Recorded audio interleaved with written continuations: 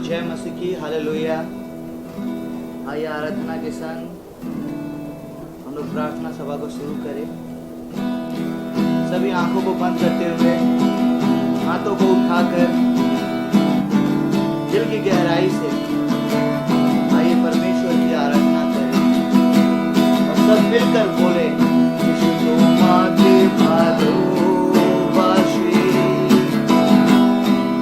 আমি তোমাকে ভালোবাসি, यीशु তোমাকে ভালোবাসি, না বিচিত্র না তোমার সামনে নত জানো,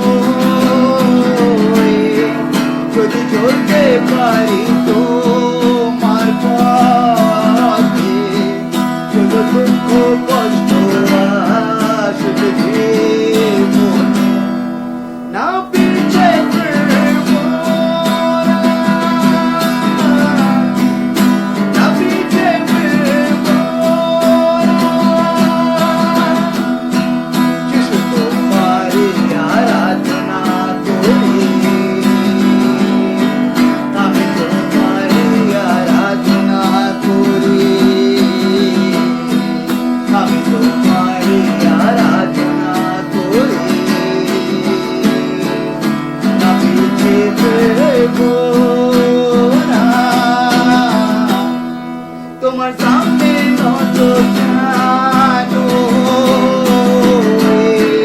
যদি চলতে পারি তোমার পথে, যত দুঃখ কষ্ট যত জীবনে, না পিছে ফিরবো না, সবাই মন খুলে বলুন, না পিছে ফিরবো না, না পিছে ফিরবো না। ধন্যবাদ প্রভু। প্রভু আজকে যারা অন্ধকারে রয়েছে তাদের জীবনে যদি তুমি তোমার আলোকে দাও প্রভু, দয়া করো প্রভু, যিশু নামে পিতা, যেন কেউ যেন অন্ধকারে না থাকে, সবাই তোমার আলোতে আলোকিত হয়ে যেন থাকে পিতা। প্রভু যিশু তোমার নামে এই প্রার্থনা করি। অন্ধকারে একা দাঁড়িয়ে আমি, চারিদিকে শুধু পাপ প্রাণী, অন্ধকারে একা দাঁড়িয়ে আমি,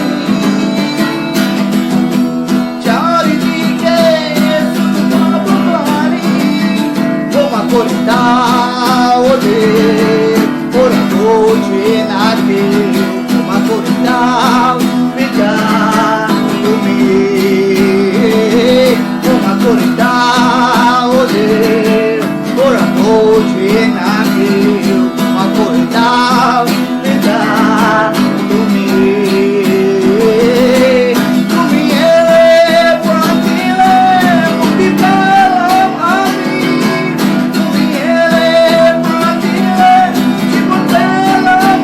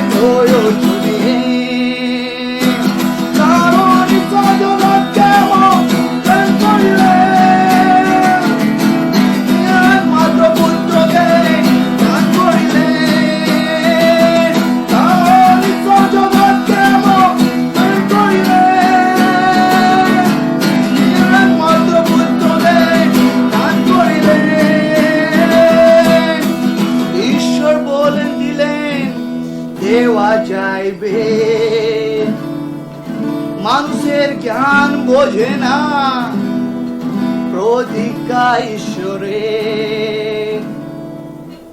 সবাই বলুন মন্দিপারের জন্য।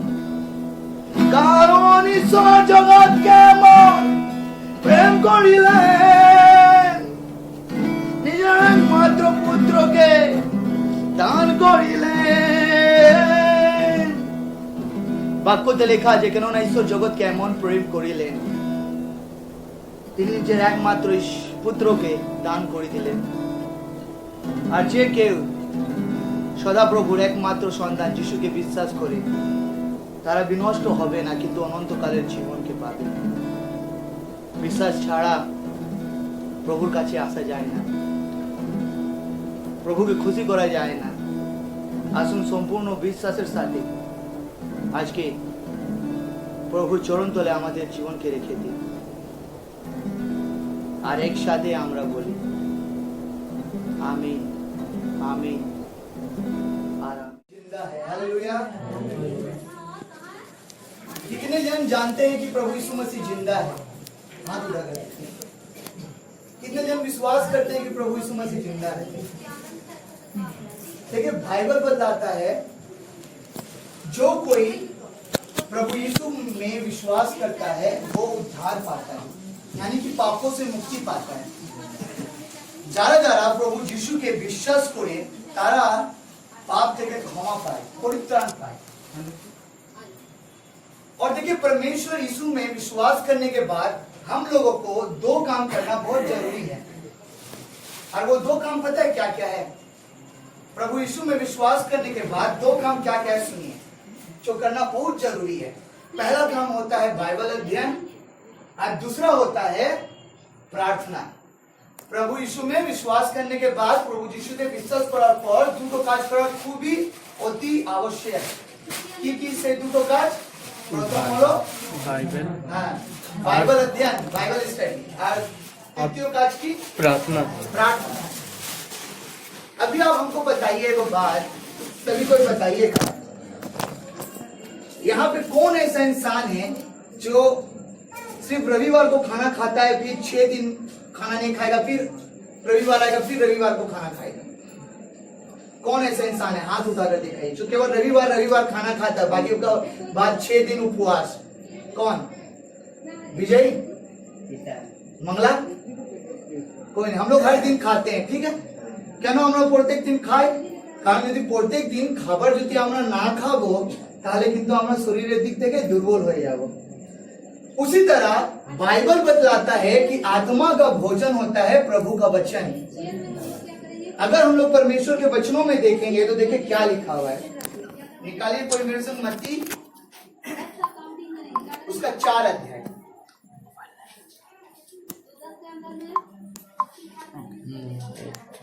4 अध्याय 2 पद और 3 पद में देखिए क्या लिखा हुआ है, सुनिएगा ध्यान देकर। तो 4 पद में पढ़ देना, हरा देना कमरा में।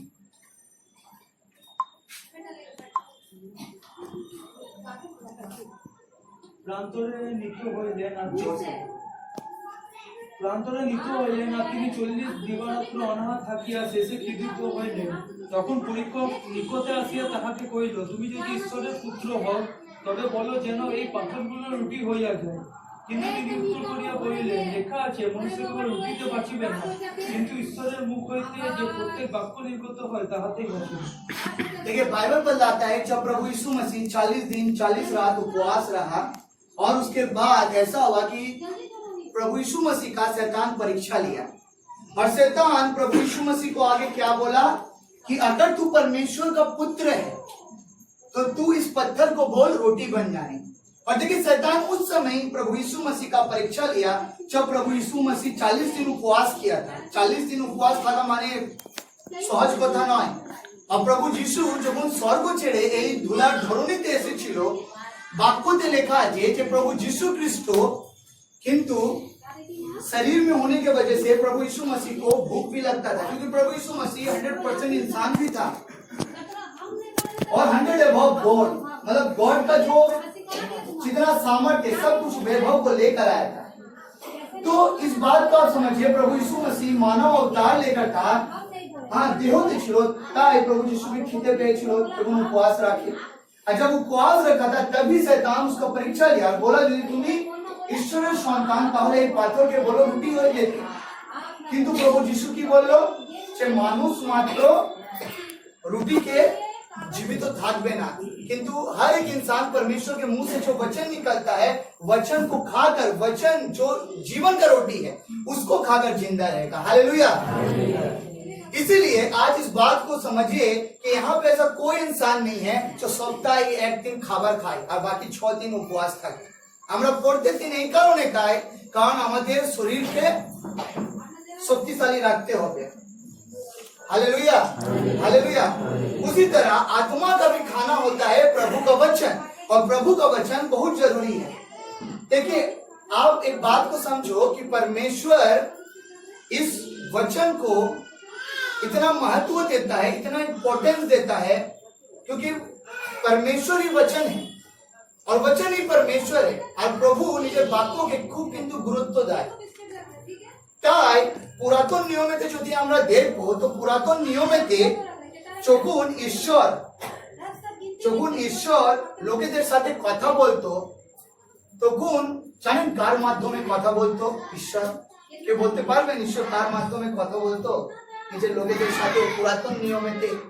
मतलब आज से 2020 साल पहले परमेश्वर अपने लोगों से कैसे बातें करता था? मूसा के द्वारा। कार माध्यम कथा बोलतो? मूसा। वो होता है परमेश्वर का दास।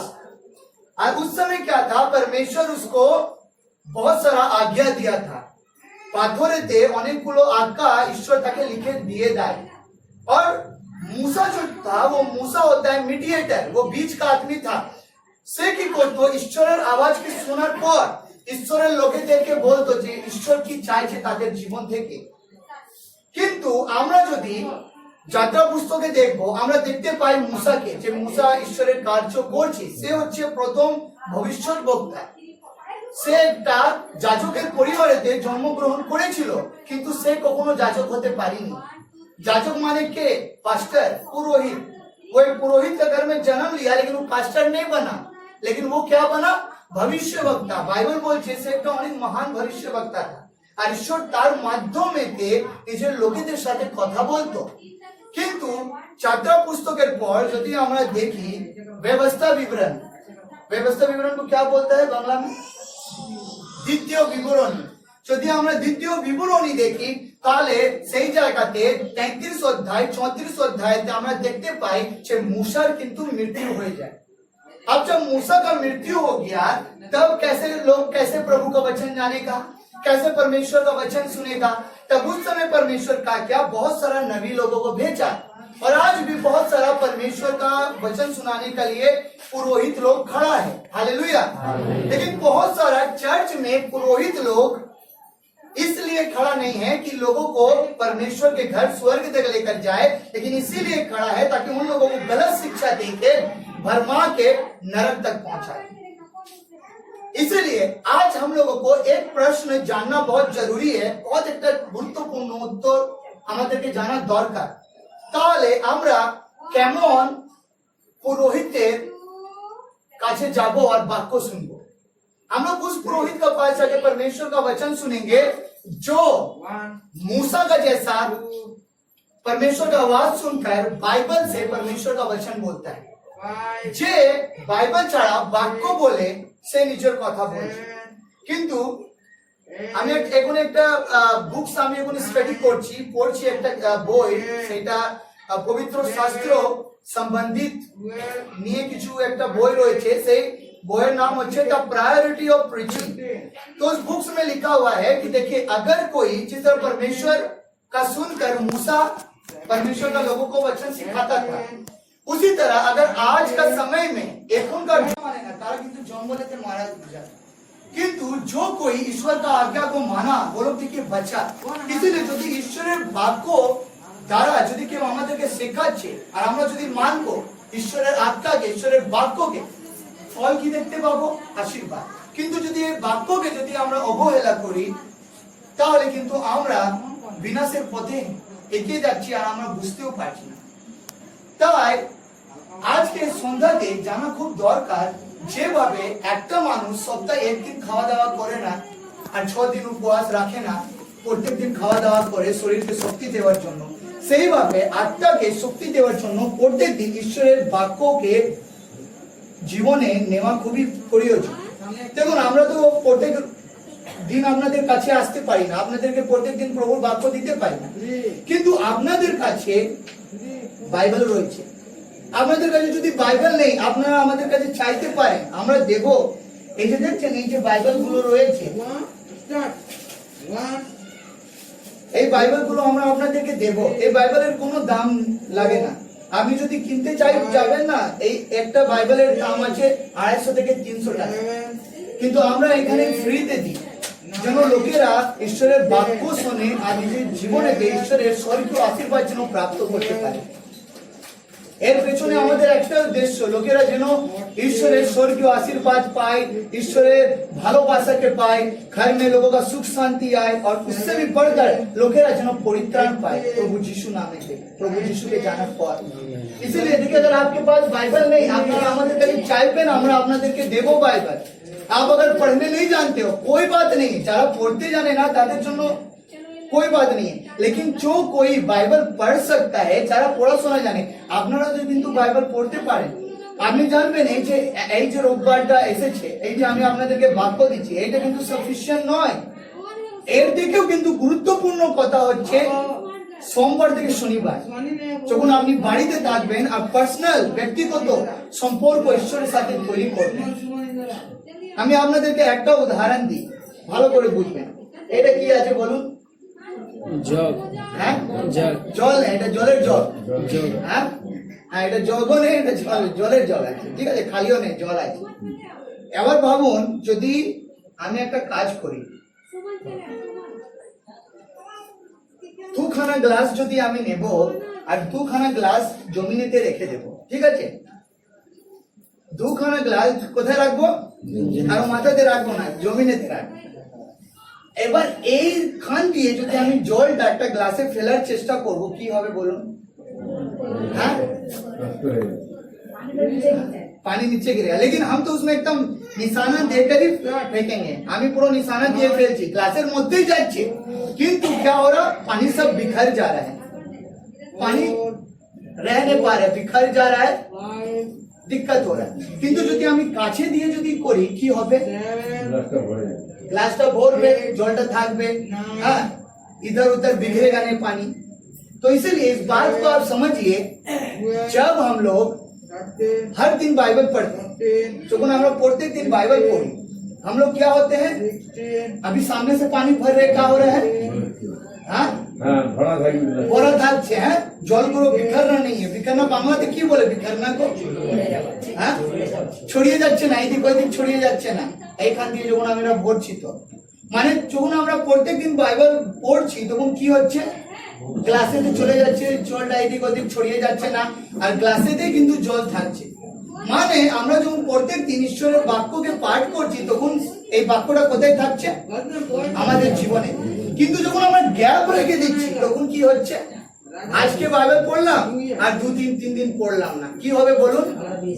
তখন কি হচ্ছে? ছড়িয়ে যাচ্ছে, আমরা রাখতে পারছি না বাক্যটা। আজকে আমরা যে রোববার দিন এসেছি, এই যে বাক্য শুনেছি, আমরা কতদিন মনে রাখতে পারবো বলুন? বলুন তো, গত রবিবারে কি বাক্য হয়েছিল তার মনে রয়েছে? অবশ্যই গত রবিবারের বাক্য আপনাদের মনে থাকবে, কারণ আমি বলেছিলাম যে 3 ধরনের খ্রিস্ট বিশ্বাসীদের বিষয়েতে, হ্যাঁ, রোমান ক্যাথলিক, পেন্টিকস্টাল, প্রোটেস্ট্যান্ট। হ্যাঁ, তার আগে রবিবারে কি হয়েছিল? হ্যাঁ, আর তার আগে রবিবারে কি হয়েছিল? কারো মনে থাকবে? ठीक, क्योंकि देखिए क्या होता है ना, गैप हो जाता है, तो गैप नहीं करना है। যদি আমরা আমাদেরকে ঈশ্বর আশীর্বাদিত করেছে, যদি আমরা পড়াশোনা জানি, তাহলে আমরা কেন প্রত্যেকদিন বাইবেল পাঠ করব না? সেটা আমাদের ব্যক্তিগত জীবনের কিন্তু বেনিফিট, এটা আপনার জীবনে কোনো দিক থেকে লস হবে না, আপনার বেনিফিটই হবে। आप परमेश्वर के राज्य में जो समय देते हो, वो आपके जीवन में बेनिफिट लेकर आएगा। এই যে আপনারা সন্ধ্যেবেলা নিজের কাজ ছেড়ে এই যে প্রভুর ভবনেতে এসেছেন, প্রভু का घर में आप आए हो, आपको पता है, आपको इतना इतना समझ लीजिए कि आपका ये समय बेकार नहीं जा रहा है, इसका आपको बेनिफिट मिलेगा, इंटरेस्ट मिलेगा प्रभु का पास से। हालेलुया। तो इसीलिए पहला चीज होता है ईश्वरीय वाक्य को, बाइबल स्टडी। देखो যারা পড়তে জানে না, नहीं पढ़ सक रहा है, कोई बात नहीं, তারা রবিবার দিন আসবে বাক্য শুনতে। কিন্তু যারা বাইবেল পাঠ করতে পারে, আপনাদের থেকে অনুরোধ গ্যাপ করবেন না, নাহলে আপনারা ঈশ্বরের বাক্য কিন্তু রাখতে পারবেন না। প্রত্যেক দিন কিন্তু ঈশ্বরের বাক্য আপনাদেরকে क्या करना है, पढ़ना है। अगर बाइबल पढ़ जाने ना, तो लोग क्या करना है, जब यहाँ पे प्रार्थना होगा সপ্তাহে যদি কোনোদিন আপনাদের বাড়িতে কেউ যাচ্ছে প্রার্থনা করতে, তো সেই সব জায়গা থেকে আপনাকে ঈশ্বরের কিন্তু বাক্যকে, আশীর্বাদকে রিসিভ করতে হবে, গ্রহণ করতে হবে। देखिए शैतान पता है यही चाहता है कि আমরা যেন ঈশ্বরের বাক্য যেন না পড়ি। কারণ জানেন ঈশ্বরের এই যে বাক্য আপনারা দেখছেন, এটা শুধু ঈশ্বরের বাক্য না, এইসব হচ্ছে ঈশ্বরের ইচ্ছা। যখন আমরা ঈশ্বরের বাক্য পড়ছি তখন আমরা ঈশ্বরের ইচ্ছা জেনে যাচ্ছি। আমরা জেনে যাচ্ছি যে ঈশ্বর কিভাবে আমাদের জীবন থেকে কি চাইছে, আমরা সেইভাবে জীবন যাপন করতে পারছি। কিন্তু শয়তান এটাই চায় না যে আমরা ঈশ্বরের ইচ্ছা মতো আমরা নিজের জীবনকে যাপন করি। কারণ ঈশ্বর আমাদেরকে একটা জীবন দিতে চাইছে, এমন জীবন যে জীবন কখনো শেষ হবে না। কিন্তু शैतान वही चाहता है कि हम लोग ईश्वर का आशीर्वाद को ना पाए, इसीलिए वो चाहता है कि हम लोग बाइबल ना पढ़े। और सेकंड नंबर बात पता है क्या, सेकंड नंबर बात होता है कि शैतान कखनो चाहे ना कि আমরা प्रार्थना করি। इसीलिए देखिए क्या होगा ना, जब आप प्रार्थना करोगे तो शैतान पता है कई बार आपको प्रार्थना भुलवा देगा। একটা লোক সকালে এসে প্রার্থনা করেছে, প্রভু তুমি আমায় আশীর্বাদ করো, আজকে যেন আমার থেকে যেন কোনো ধরনের পাপ না হয়, প্রভু আমার থেকে যেন কোনো ধরনের ভুল না হয়। প্রার্থনা করার পর কি হচ্ছে, যখন আবার সে বাইরে যাচ্ছে কাজেতে, বন্ধু বান্ধবদের সাথে দেখা করছে, তখন কি হচ্ছে, যখন শয়তান তার জীবনেতে পাপের প্রলোভন আনছে, तब क्या हो रहा है, वो इंसान इस बात को भूल गया, शैतान ताके भूलिए दिएছে যে ও প্রভুর কাছে কি প্রার্থনা করেছিল, যে प्रभु हमको पाप करने से बचाना है ना। अब परमेश्वर का आत्मा उसको बोल रहा है कि देख शैतान तुझसे पाप कराने का कोशिश कर रहा है, तू पाप मत करना, हाँ तू पाप मत करना, तू कोई नशा मत करना, तू कोई किसी को गलत नजर से मत देखना, तू किसी को गलत कुछ बोलना मत, तू कारो विरुद्ध किसी কথা বলবি না। ঈশ্বরের আত্মা বলছে, কিন্তু उसको क्या किया, শয়তান ভুলা दिया कि वो प्रभुর কাছে কি প্রার্থনা করেছিল, প্রভু তুমি আমাকে পাপ থেকে বাঁচাবে, और वो इस बात को भूल गया। अब परमेश्वर उसको बचा रहा है, लेकिन वो परमेश्वर का बात को भूल गया, आज शैतान का बात सुन के पाप कर लिया। आज पता है बहुत सारे लोगों को प्रेयर का आंसर क्यों नहीं मिलता है, আজকে অনেক লোকেরা ঈশ্বরের কাছ থেকে প্রার্থনার উত্তর পায় না, কারণ তারা যা প্রার্থনা করছে তারা জানে না যে তারা কি প্রার্থনা করছে। তারা প্রভুর কাছে বলছে যে প্রভু আর আমি পাপ করব না, প্রভু আমি কালকে ওর সাথে ঝগড়া করেছিলাম কিন্তু আর আমি নেক্সট ডে করব না। কিন্তু যখন প্রার্থনা দিয়ে উঠছে ও আবার কিন্তু ঝগড়াতে লেগে যাচ্ছে। তাহলে প্রভু এমন লোকের কি প্রার্থনার উত্তর দেবে বলুন? কারণ ওই লোকটা যা বলছে সেটা করছে না। देखिए प्रार्थना कैसा होना चाहिए, प्रार्थना केवल बातों में नहीं, लेकिन प्रार्थना हम लोगों का एक्शन में भी होना चाहिए। আমি যদি বলছি যে প্রভু আমাকে তুমি পাপ করতে দেখে আমাকে বাঁচাও, প্রভু আমার পরিবারকে তুমি তোমার वाक्य के विरुद्ध था, तो हमको भी कुछ करना है, हमको मेरा परिवार को प्रभु का बारे में बताना है। যখন আমি প্রার্থনাতে বসছি তাকেও প্রার্থনাতে নিয়ে বসতে হবে। अगर हम चाहते हैं प्रार्थना करें कि प्रभु मेरा आर्थिक समस्या मिट जाए, তো আমাকে শুধু প্রার্থনা করলে হবে না, আমাকে কাজও করতে হবে, তবে তো আর্থিক সমস্যা মিটবে। বুঝছেন তো প্রভুর বাক্যটা? যদি আমি বলছি যে প্রভু এই লোকটা অসুস্থ, তাকে সুস্থ করো, তাহলে একদিন কিন্তু প্রার্থনা করলে হবে না, প্রত্যেকদিন সমর্পণের সাথে প্রার্থনা করতে হবে যদি আমি কোনো লোকের জীবনেতে সুস্থতা দেখতে চাইছি। তো इसीलिए हम लोग कई बार बोलते हैं लेकिन हम लोग कई बार करते नहीं हैं, इसीलिए हम लोग अपना प्रार्थना का उत्तर नहीं पाते। अब परमेश्वर क्या बोलेगा? परमेश्वर तो यही बोलेगा कि बोला अपना जुबान को बोलता है, जो जुबान देता है फिर वो कंप्लीट नहीं करता। एक इंसान प्रभु का पास प्रार्थना किया, प्रभु को वादा किया, बोला कि प्रभु हमें प्रत्येक दिन प्रार्थना करो प्रभु को, प्रभु আমাকে আরো তোমার প্রতি খিদে দাও, তোমার প্রভু তোমার প্রতি আমাকে আরো ক্ষুধার্ত রাখো তুমি, আমি তোমার প্রতি আরো ক্ষুধার্ত হতে চাইছি। ক্ষুধার্ত मतलब प्रभु हम आपके लिए और भूखा रहना चाहते हैं, यही तो प्रार्थना हो। किंतु जब शाम हुआ तो शाम होते क्या किया, शाम होते प्रार्थना तो कर सकता है, कितना मिनट लगेगा प्रार्थना में बोलिए? 10 मिनट। 10 मिनट तो प्रार्थना कर सकता है। সকালে কত ভালো প্রার্থনা করেছে, প্রভু তোমার প্রতি আমাকে ক্ষুধার্ত রাখো, प्रभु আমি তোমার জন্য আরো খিদে আমাকে দাও। लेकिन शाम को देखो 10 मिनट प्रभु के लिए नहीं निकाला, क्या किया? पबजी खेलने लग गया मोबाइल में वीडियो गेम खेलने लगा, हंसी हंसी का वीडियो देखने लगा, टीवी सीरियल देखने लगा। टीवी सीरियल देखना बुरा बात नहीं है, लेकिन आप जब प्रभु से प्रार्थना करते हो तो जो प्रभु का समय वो प्रभु को आप दो। आप क्या प्रार्थना करते हो? আপনাকে জানা দরকার, লোকেরা যা প্রার্থনা করছে কিন্তু সেই প্রার্থনাটাকে তারা কিন্তু কমপ্লিট করে না। अभी बहुत सारे लोग इस तरह से बोलता है कि प्रभु परमेश्वर मेरा परिवार में बहुत सारा प्रॉब्लम्स है, फाइनेंशियल प्रॉब्लम है, परमेश्वर तू सारा फाइनेंस का प्रॉब्लम को मिटा। लोन का प्रॉब्लम है, परमेश्वर लोन का प्रॉब्लम को मिटा। ठीक है, परमेश्वर मिटाएगा, लेकिन पता है भजन संगीता का पुस्तक क्या बताता है? भजन संगीता का पुस्तक बतलाता है कि हम लोगों को मेहनत भी करना है, हम भी काम करते हैं। क्यों? क्योंकि मुझको भी बहुत सारा लोगों को देना है, हम भी काम करते हैं ताकि हम जल्द से जल्द सब हम भी जो मुझसे पाता हम उसको देके चुका सके। उसी तरह ये प्रैक्टिकल बात है, ये बात बोलने में मैं शर्मिंदा नहीं हूं, लेकिन मैं हकीकत बात में बता, अगर हम लोग प्रभु के पास प्रार्थना कर रहे हैं, प्रभु मदद कर रहा है, लेकिन हम लोगों को कुछ प्रैक्टिकल लाना है, खुद भी करना है। प्रभु बोला, प्रभु क्यों 2 हाथ दिया? बोलो, काम करने के लिए। इसलिए हम लोग कई बार मुंह से बोलते हैं, আমরা যখন প্রার্থনাতে বসি না, আমরা হাঁটুতে বসি, আমরা প্রার্থনা করছি, আমাদের শরীর প্রার্থনাতে বসে, জবা আমাদের প্রার্থনা করছে, কিন্তু আমাদের মন কিন্তু অন্যদিকে থাকে। कई सारे लोग रविवार चर्च में आता है, प्रार्थना सभा में आता है, তারা প্রার্থনা সভাতে বসে তারা বাক্য শুনছে, তাদের শরীর বসে বাক্য শুনছে, কিন্তু তাদের মন নেই বাক্যতে, কারণ মন বাইরে রয়েছে। क्यों पता है? क्योंकि शैतान आपको वचन सुनने देना नहीं चाहता है। आप जब प्रार्थना को सुनोगे चर्च में, आपको शैतान प्रार्थना भी समझने नहीं देगा। क्यों? ताकि आप आशीष को ना पा सको। बहुत कम लोग है जो प्रभु का वचन सुन के समझ पाता है, बहुत कम लोग है जो परमेश्वर का प्रार्थना को करके समझ पाता है। समझना बहुत जरूरी है, समझना बहुत जरूरी है। कारण ईश्वर बाक्योते लेखा আছে, जो ईश्वर का आत्मा पता है, ज्ञान का है, भय का है और समझ का है। हालेलुया।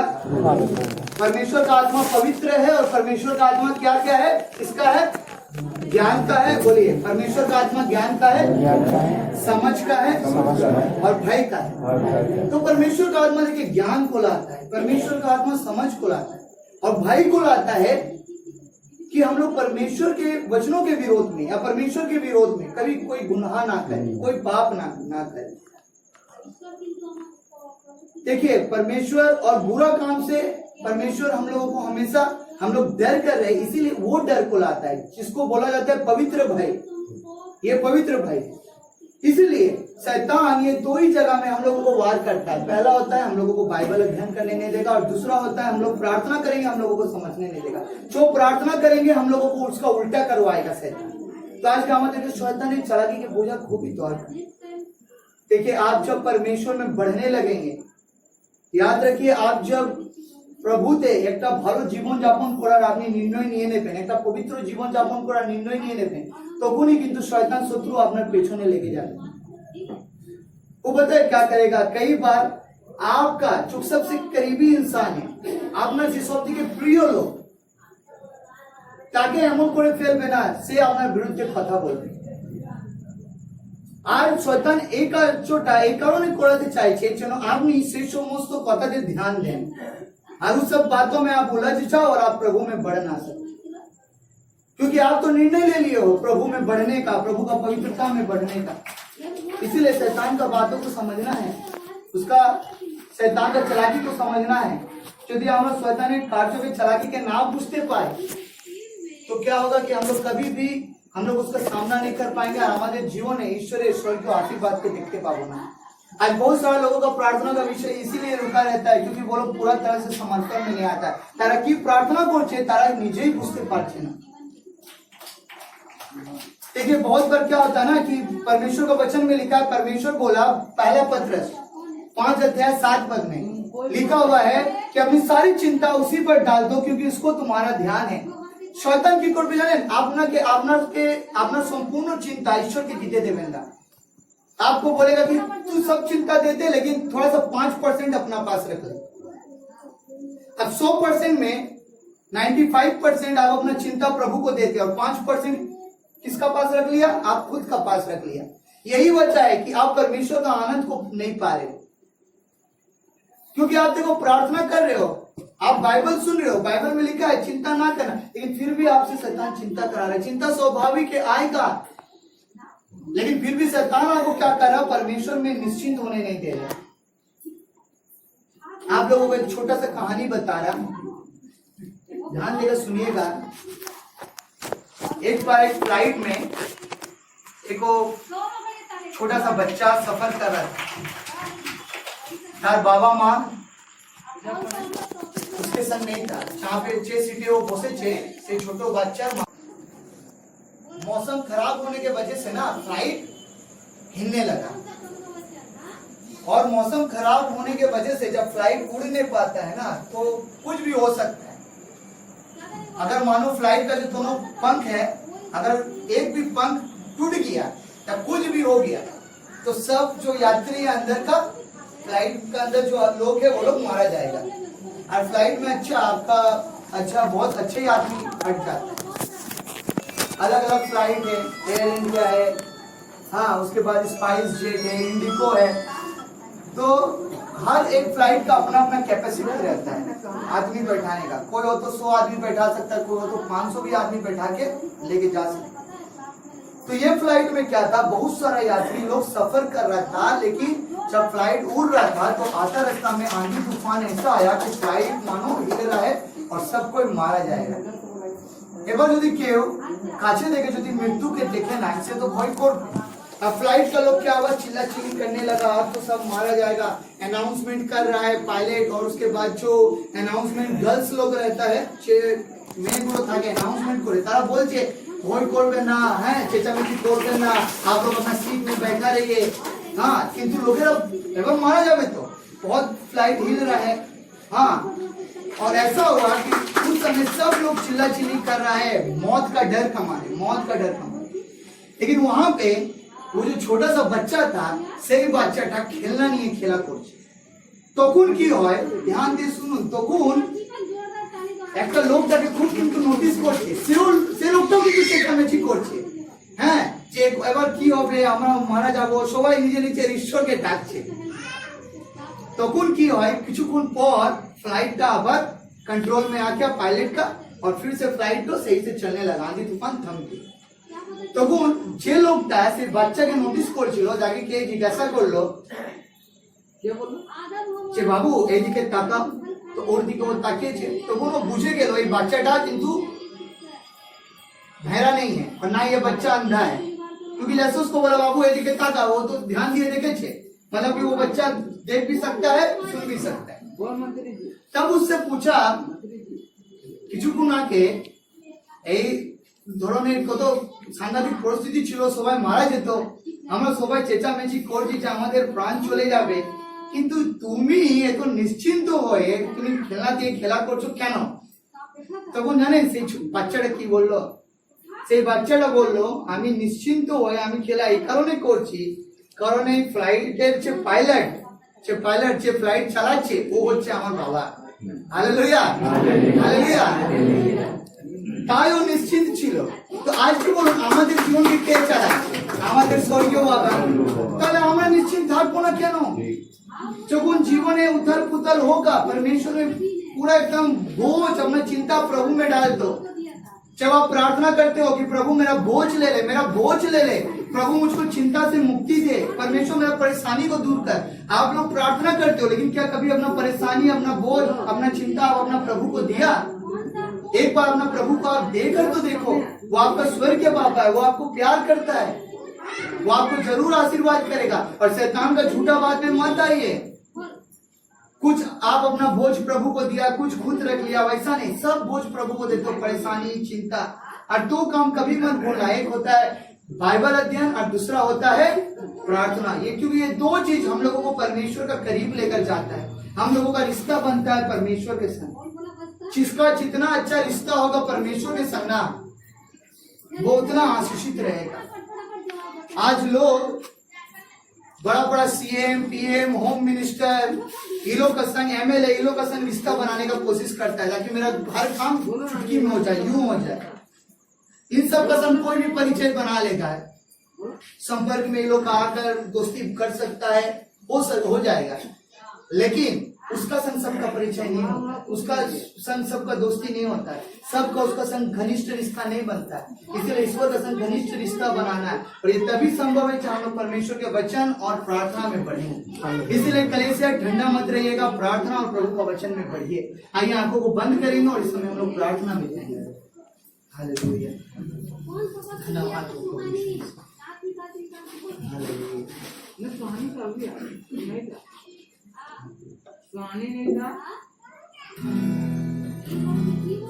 आइए सभी आंखों को बंद करें।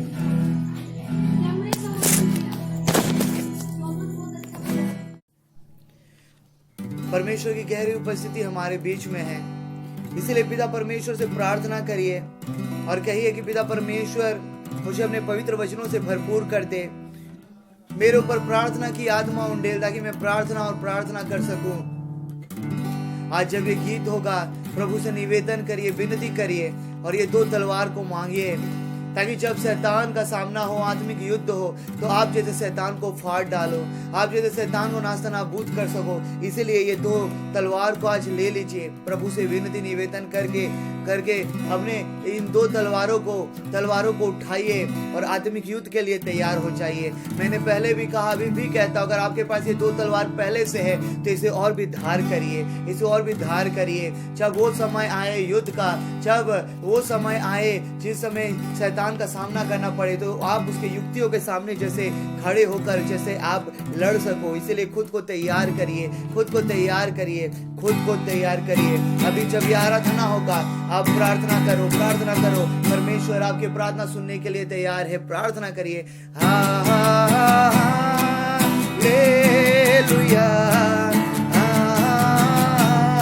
हालेलुया, हालेलुया, हालेलुया,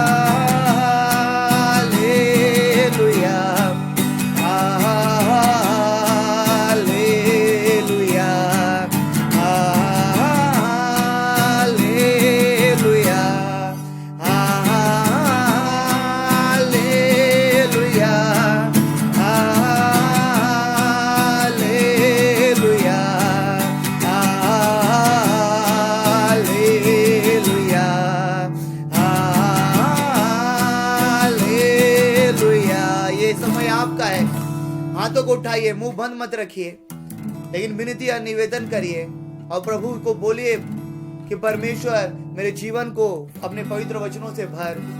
प्रार्थना की आत्मा को अपने जीवन में पुकारिए और भर जाइए। उस युद्ध के लिए तैयार हो जाइए जो होने वाला है, जो हर दिन आप करते हो। उस युद्ध के लिए खुद को तैयार करिए। हालेलुया, हालेलुया, हालेलुया,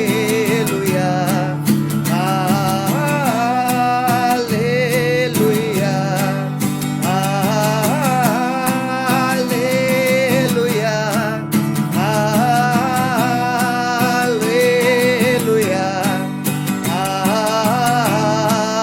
हालेलुया,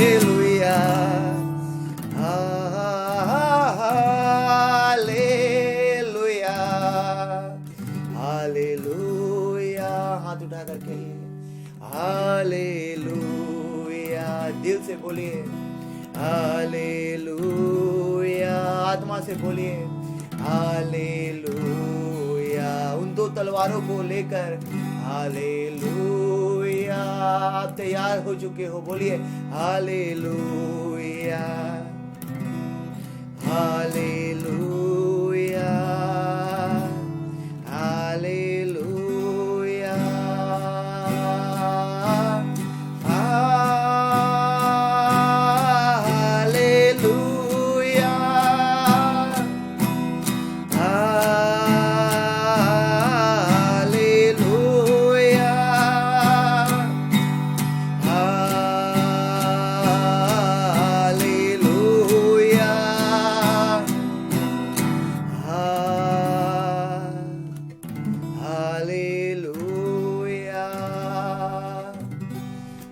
पिता परमेश्वर मैं प्रार्थना करता हूँ प्रभु यीशु के नाम से, आज यहाँ पर जितनों ने प्रभु जी परिधारण किया है, प्रभु जी ले लिया है प्रभु वचन को, और प्रभु जी आपका प्रभु जी वो प्रार्थना का जिंदगी को ग्रहण किया, मैं दुआ करता हूँ प्रभु परमेश्वर पिता इन लोगों को इतना ब्लेस कर परमेश्वर पिता, ताकि प्रभु यीशु के नाम से, यीशु मसीह के नाम से ये लोग जब भी प्रार्थना करे प्रभु जी परमेश्वर शैतान डरने लगे, भागने लगे। जब ये लोग प्रभु यीशु आपके नाम से जब दहाड़े प्रभु शैतान जैसे भाग कर छिप जाए डर के मारे प्रभु, जब शैतान को ये लोग तोड़े प्रभु तो शैतान नासनाबूद हो जाए आपके नरक की आग का झील में प्रभु। इनके जीवन में इतना प्रार्थना परमेश्वर तू भर दे रहा है प्रभु जी कि परमेश्वर ये लोग उपवास के संग प्रार्थना करेगा, खुले द्वार पर खड़ा रहकर देश के लिए रोएगा प्रभु जी, लोगों के लिए प्रार्थना करेगा। और प्रभु जी परमेश्वर पिता, और यहाँ क्या है इतना वचनों से भी तू इन लोगों को भर दिया है प्रभु परमेश्वर कि प्रभु ये लोग जब आपके वचन को मान कर जिएगा तो प्रभु यीशु मसीह आप इनके संग रहोगे, और साथ ही साथ आपका स्वर्ग के पिता भी इन लोगों के संग रहेगा, क्योंकि तूने अपने पवित्र वचनों में यूहन्ना 14:23 में कहा है अगर कोई मेरे वचनों को मानेगा तो मैं तो उसके संग रहूंगा, लेकिन मेरा पिता भी उसके संग रहेगा। और प्रभु मैं प्रार्थना करता हूँ ये जो वचन का भरपूरी, ये जो प्रभु प्रार्थना का जीवन जो इन लोगों को आज मिला है प्रभु, ये 2 तलवार, ये प्रभु हर दिन जैसे ये लोग प्रभु जी ये 2 हथियार इन लोगों का धार होता रहे, और जब परमेश्वर पिता जब ये लोग स्पिरिचुअल वॉरफेयर में आए प्रभु जी परमेश्वर शैतान को फाड़ कर जैसे नासनाबूद कर सके आपकी नरक की आग का झील में प्रभु यीशु मसीह। धन्यवाद कि आज परमेश्वर जो सो गया था फिर से तूने उसे जागृत किया, जिसका प्रार्थना जीवन खत्म होने वाला था तूने फिर से प्रभु उसको प्रार्थना जीवन दिया प्रभु जी। जो परमेश्वर प्रार्थना नहीं कर पा रहा था, जो प्रार्थना में समय जिसको नींद आ रहा था, तूने फिर सुन के प्रार्थना जीवन को जागृत कर दिया है। जो कोई वचन सुनने से प्रभु जी वचन पढ़ने के समय नींद आ रहा था, वचनों में प्रभु कंसंट्रेट नहीं कर पा रहा था प्रभु, वचन को पढ़कर भी सुनकर भी समझ नहीं पा रहा था, लेकिन आज तूने हर आत्मिक ज्ञानों को प्रभु जी बुद्धियों को खोल दिया है प्रभु जी। और प्रभु तेरे लोग आशीषित हुए हैं प्रभु। आज अगर यहाँ पे कोई बीमार है खुदावन तो उसे छू कर चंगाई दे प्रभु यीशु के नाम से। और प्रभु मैं दुआ करता हूँ अगर कोई भी समस्या में मेरे लोग अगर आज पड़ा हुआ है प्रभु परमेश्वर, तो एक एक समस्या को मैं दूर करता हूँ पिता परमेश्वर प्रभु यीशु के नाम से। और मैं दुआ करता हूँ अपने लोगों को, चुने हुए लोगों को सबको आशीष कर, हर वायरस वायरस से बचा के रख, सबके संग आपका लहू का सुरक्षा रहे प्रभु। धन्यवाद कि आज का सभा बहुत अच्छा हुआ, आराधना प्रार्थना वचन सब में आपका इच्छा पूरा हुआ। हम अपने जीवन को आपके चरणों में फिर से अर्पित करते हैं, आपकी इच्छा हर पल हमारे जीवन में पूरा होता रहे। ये परमेश्वर जो प्रार्थना किया प्रभु यीशु आपके नाम से, हमारा एक एक प्रार्थना का उत्तर मिला, इसके लिए कोटि कोटि धन्यवाद प्रभु यीशु के नाम से कहते हैं आमीन। पिता परमेश्वर का प्रेम, प्रभु यीशु मसीह का अनुग्रह और पवित्र आत्मा का संगति सहभागिता प्रभु यीशु के द्वितीय आगमन तक हम सब के संग होता रहे। आइए हम सब कहें आमीन आमीन। आइए गीत गाए प्रभु की महिमा के लिए। मेरे रूह खुदा की प्यासी है,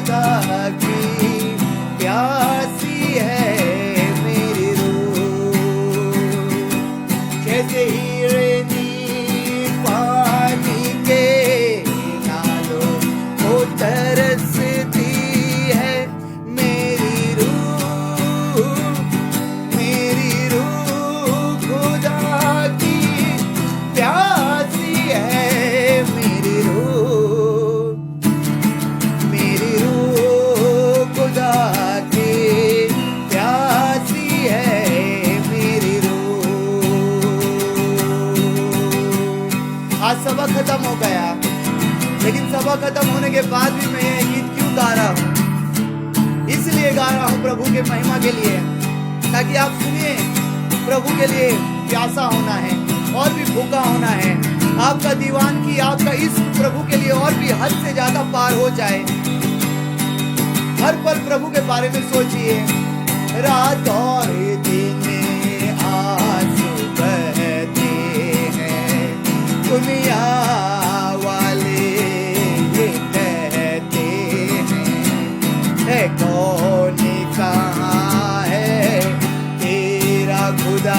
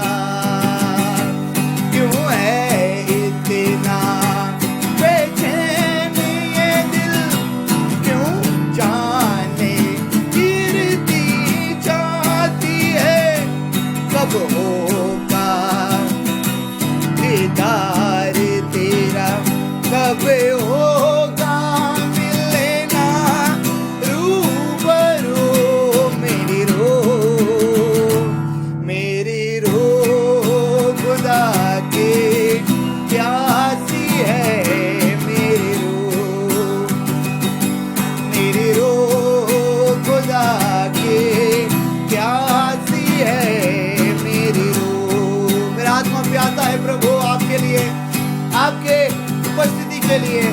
प्रभु मैं हर पल हर दिन तुझे ढूंढूंगा। और प्रभु बस मुझे तू चाहिए प्रभु। आपके लिए दीवानगी, आपका लिए जो इश्क है प्रभु मेरा और भी हद से ज्यादा बढ़ जाए प्रभु। दिन और रात हर पल तू मेरे जहन में, मेरे सोचो ख्यालों में रहे प्रभु। धन्यवाद हो प्रभु। मेरी रूह खुदा में मगन हो चुकी है। अपना रूह को खुदा में मगन कर दो। प्रभु का आशीष में मना रही है और भी प्रभु में बढ़िए। प्रभु आप सबको ब्लेस करें। सबको जय मसीह की। সকলকে জয় যিশু। প্রভু আপনাদেরকে সকলকে আশীর্বাদ করুক।